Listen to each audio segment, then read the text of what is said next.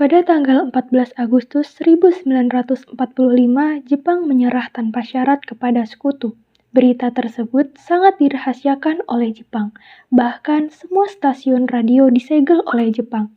Tetapi tokoh golongan muda yakni Sultan Syahrir, Wikana, Darwis, dan Khairul Saleh mendengar kabar ini melalui radio BBC.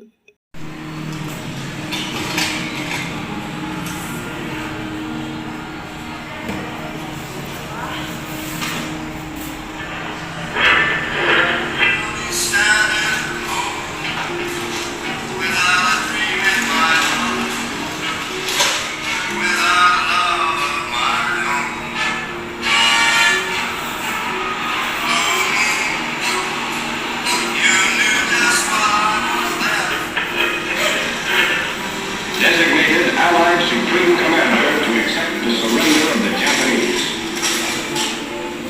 He was met by Lieutenant General Eichelberger, commanding the Barusan saya melihat berita dari radio BBC London di Bandung bahwa Jepang menyerah pada sekutu. Itu artinya kekuasaan di Indonesia sedang kosong. Kita harus mengambil kesempatan. Kalau begitu, kita harus memberitahu golongan tua, terutama Bung Karno, untuk segera memproklamasikan kemerdekaan. Benar, Jepang sudah tidak ada kekuasaan di negeri ini. Kita harus memanfaatkan momen ini. Betul sekali, Bung.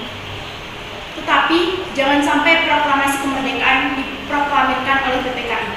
Kenapa kau berpendapat demikian, Bung? Karena PPKI adalah badan bentukan Jepang. Kita tidak ingin ada campur tangan Jepang dalam proklamasi kemerdekaan. Maka dari itu, kita sepakat untuk menolak segala bentuk hadiah kemerdekaan dari Jepang. Maka kita akan mengusung kemerdekaan itu sendiri. Bung Syahrir benar, kemerdekaan itu adalah hak dan persoalan rakyat yang harus segera diproklamasikan. Tepat sekali. Kalau begitu, Bung Wikana dan Khairul, kalian harus pergi ke kediaman Soekarno untuk memberitahukan kabar ini. Sedangkan saya dan kemudian lainnya akan pergi ke kekuasaan ini. Tanggal 14 Agustus 1945, Syahrir, Wikana, dan Darwis tiba di kediaman Soekarno sekitar pukul 21.00 waktu Indonesia Barat. Keduanya menyampaikan hasil-hasil keputusan rapat. Pada pertemuan itu, datang beberapa tokoh nasionalis seperti Muhammad Hatta, Iwakusuma Sumantri, Samsi, Buntaran, Sudiro, dan Ahmad Subarjo. Assalamualaikum. Waalaikumsalam. Silahkan masuk.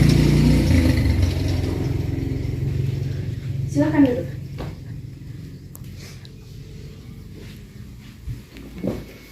Jadi, ada maksud apa saudara-saudara sekalian datang kemari? Begini, Bung. Saya mendengar berita bahwa Jepang menyerah kepada sekutu di radio BBC London di Bandung. Maka dari itu, tadi siang kami para golongan pemuda mengadakan rapat dan hasil rapatnya adalah kami para pemuda setuju supaya Bung Karno dan Bung Hatta segera menyusun kemerdekaan Indonesia. Tidak, kita tidak bisa memproklamasikan kemerdekaan begitu saja. Kita harus membicarakannya dalam rapat PPKI. Kita tidak bisa membicarakannya dalam rapat PPKI, Bung, karena PPKI adalah badan bentukan Jepang. Dan kemerdekaan Indonesia haruslah kita raih dengan usaha bangsa Indonesia sendiri, bukan pemberian bangsa lain. Bukan begitu. Kita memang harus membicarakannya dalam rapat PPKI, karena PPKI merupakan badan yang mengurus kemerdekaan. Apakah kita harus menunggu Jepang untuk memerdekakan bangsa ini? Kita bisa, Bung. Kita bisa bangkit sendiri tanpa adanya bantuan Jepang. Bahkan, Jepang kalah dalam perangnya sendiri. Kekuatan segelintir ini takkan mampu mengalahkan armada perang milik Jepang. Coba kau perlihatkan padaku, mana bukti kekuatan yang diperhitungkan itu? Dan apa tindakanmu jika wanita dan anak-anak menjadi korban atas kemerdekaan kita?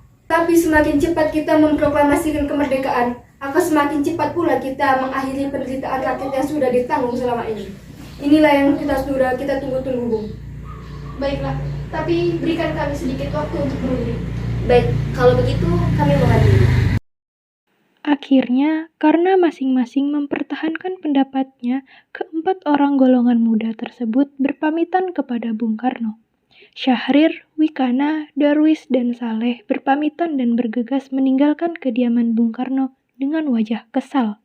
Kemudian, para golongan tua yang berada di kediaman Soekarno langsung membicarakan permasalahan tersebut.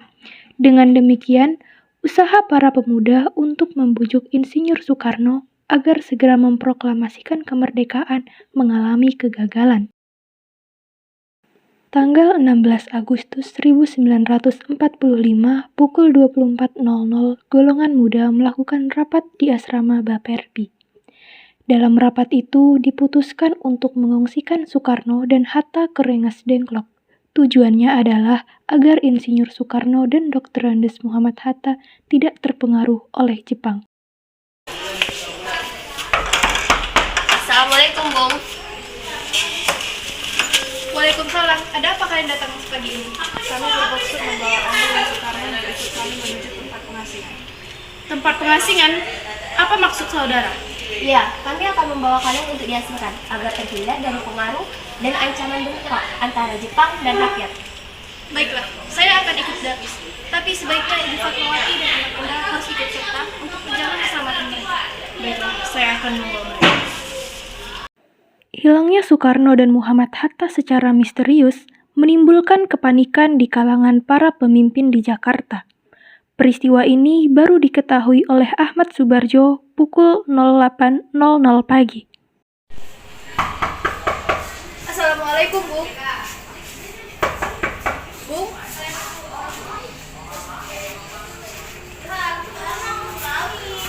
Apakah saudara tahu keberadaan Soekarno dan Bung Hatta? Maaf, saya tidak tahu. Katakan saja padaku sekarang, Iwan. Aku akan menjamin keselamatan mereka ketika aku kembali ke Jakarta.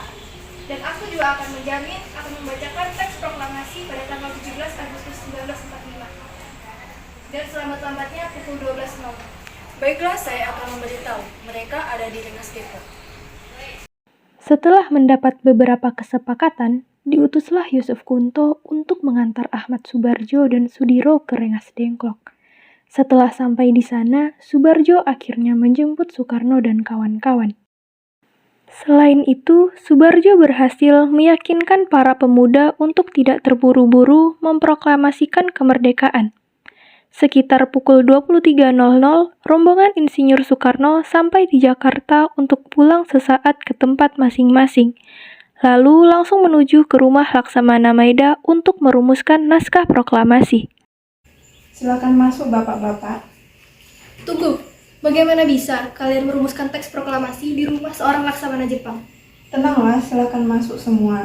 Saya menjamin selama berada di rumah saya, Anda sekalian akan terjamin keselamatannya. Baiklah, di ruang mana kami bisa merumuskannya? Silakan Anda berdiskusi di ruang makan. Saya akan pergi istirahat dulu. Terima kasih, Pak Perwira. Kita mulai sekarang saja. Jadi, bagaimana usulan kalian tentang teks proklamasi yang akan kita bahas sekarang ini?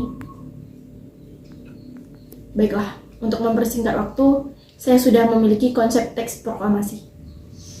Kalau begitu, bersediakah Anda membacakannya? Baiklah, dengan sangat.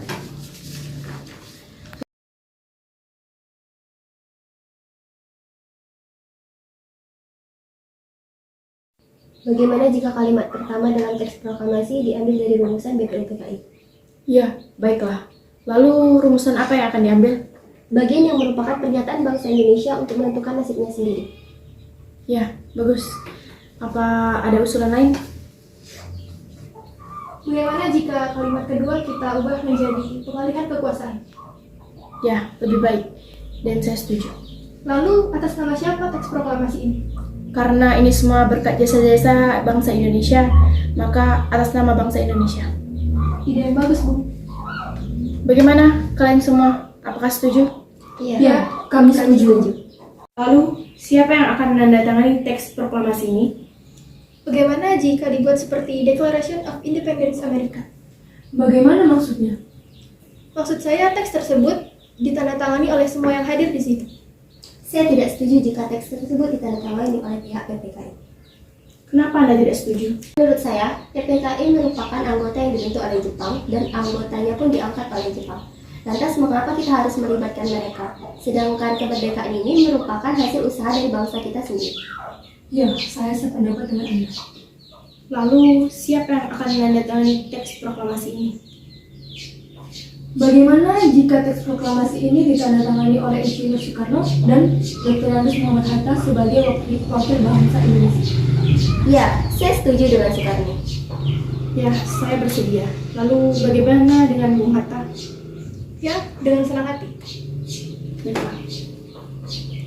Naskah tersebut diserahkan kepada Sayuti Melik untuk diketik dan penandatanganan akan dilakukan setelah naskah selesai diketik. Bung, tolong ketikkan naskah ini. Baik, Bung, dengan senang hati. Setelah selesai diketik, hari itu tepatnya hari Jumat tanggal 17 Agustus 1945, pembacaan proklamasi kemerdekaan Indonesia akan dilaksanakan di lapangan Ikada. Namun, karena alasan keamanan, maka dipindah di kediaman Insinyur Soekarno, Jalan Pegangsaan Timur nomor 56, pukul 10.00. Para undangan dan warga Jakarta pun berbondong-bondong menuju kediaman Bung Karno tersebut. Alhamdulillah ya Bu, semua berjalan dengan lancar. Terima kasih karena Ibu telah menemani Bapak di saat-saat yang cukup menguras pikiran ini. Iya, terima kasih kepada Gusti Allah karena berkatnya kita dapat memproklamasikan kemerdekaan ini dengan sangat lancar. Lantas, apakah Bapak sudah mempersiapkan kemerdekaan bangsa ini? Sudah. Kita akan melaksanakan upacara bendera yang nanti akan diiringi oleh lagu Indonesia Raya ciptaan Bung Supratman. Tapi Pak, bukannya kita belum memiliki bendera? Lantas bagaimana? Ya ampun Bu, Bapak lupa. Kalau begitu bagaimana Ibu saja yang menjahitkan benderanya? Tapi Pak, Ibu tidak memiliki kain. Yang Ibu miliki hanya kain merah dan putih. Lantas bagaimana? Tentu saja tidak apa-apa. Buatlah bendera yang sederhana. Yang penting kita sudah berusaha menyediakannya. Baik Pak, Ibu punya ide. Bagaimana jika benderanya kita namakan Sang Saka Merah Putih? Ide bagus. Sang Pusaka, Sang Saka. Dan warnanya merah putih menjadi Sang Saka Merah Putih. Baiklah, Bapak bersiap sana, bukankah nanti akan membacakan teks proklamasi? Proklamasi kemerdekaan hari Jumat pada tanggal 17 Agustus 1945 pukul 10.00 waktu Indonesia Barat di Jalan Pegangsaan Timur nomor 56 dilangsungkan proklamasi kemerdekaan Indonesia. Sesaat sebelum upacara dimulai, Trimurti, tolong Anda kibarkan bendera merah putih ini sebagai tanda awal kejayaan bangsa Indonesia. Baik Bung, saya akan menyuruh anak didik saya untuk mengibarkannya. Hei kalian!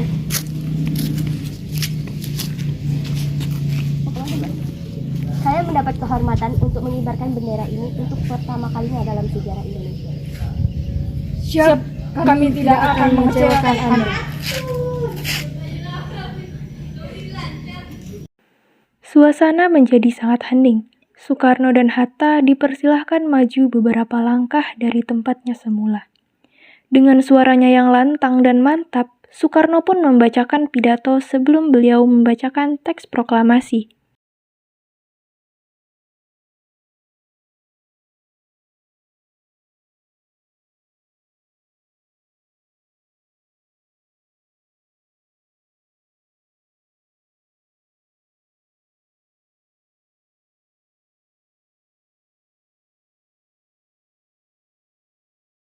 Proklamasi.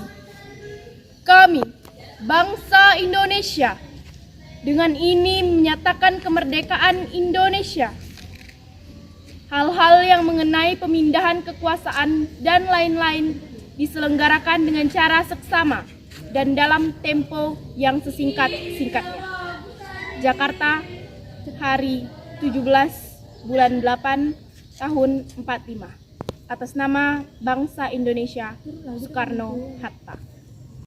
Kemudian dikibarkanlah bendera Sang Saka Merah Putih dengan diiringi lagu Indonesia Raya.